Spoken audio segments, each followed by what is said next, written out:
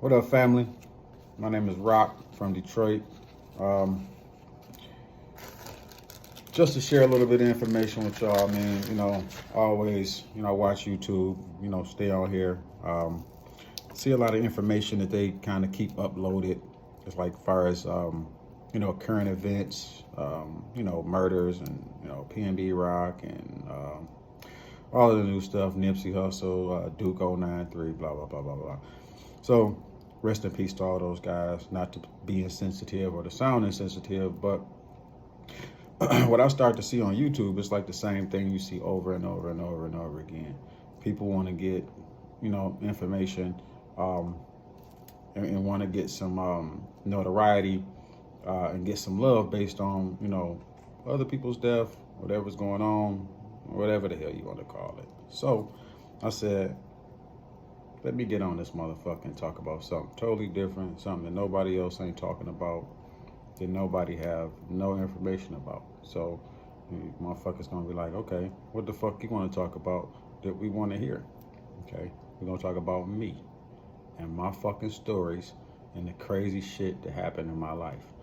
The reason I'm choosing to share this shit with people is because I should have been shared my crazy ass life with people and the crazy stuff that goes on in this crazy city that I live in. Hard to survive city, Detroit, where the first purges, I think, where the first purge happened. Everybody say the purge happened in Chicago, LA, but purge been going on in Detroit since the fucking riots.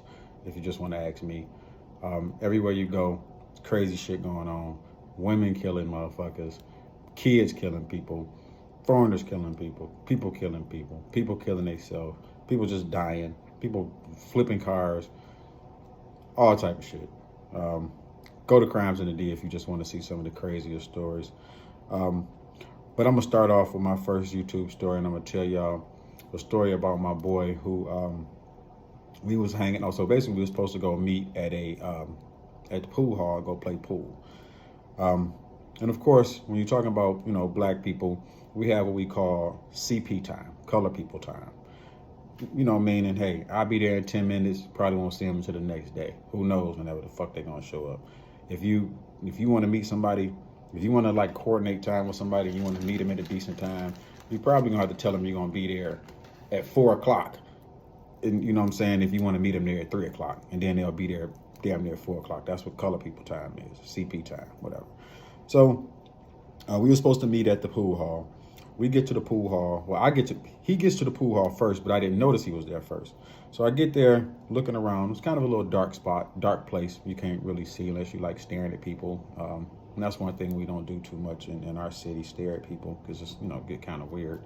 So I looked around for him, didn't see him. It's a spot that we frequent a lot. So it was a couple of guys there that I knew, playing pool with them, whatever. And then the guy just randomly tells me, he said, hey man, he was talking to another guy. And then I put my dollar down to play pool next. Then I'm, playing, and he had asked me, how often I come up there. And then he was, talking to the other guy about the what I'm about to tell you.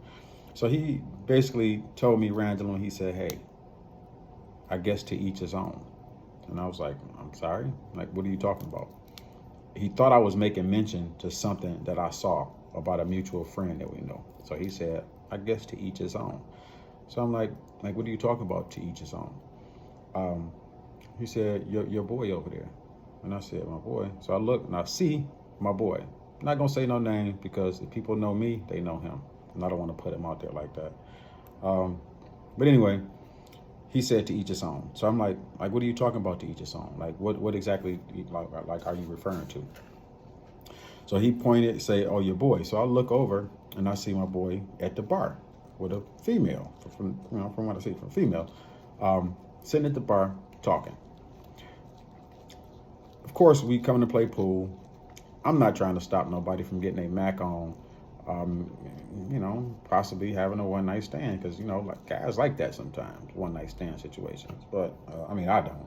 I'm like well beyond that. I've had maybe 10,000 of them in my life, so I'm just bullshitting. Maybe one or two. But anyway, I didn't want to stop his one night stand opportunity or whatever. So I said, I text him. I'm like, hey, bro, I'm over here. He watches him look at the phone and says, look at the phone, put it back down. But at that point, the guy had told me, he had said, hey, man, like I said, to each his own. The guy that he was talking, the girl that he was talking, the person he was talking to used to be a guy, which is now a tranny. So they were talking, having a conversation.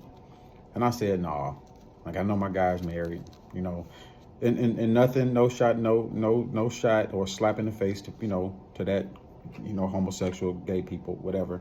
To each his own. I have no problem with it if that's what you do. You love it. But again, I know my buddy wasn't into that. So I look and I say, okay, well, maybe he don't know, or maybe he do know. Maybe it's somebody he know. Maybe it's somebody he worked with.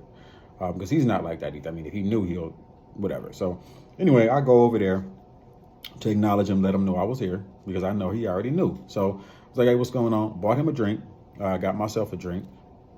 Got the young lady man a drink. Got whatever. Gave him a drink. And I go back to the side. Now, the reason I went over there is because I wanted to kind of like see if the person who he was talking to was I wanted to see if the person that he was talking to, if they looked like what they were telling me the situation was. So when I get over there, I can see how you can possibly, maybe after a few drinks, think that,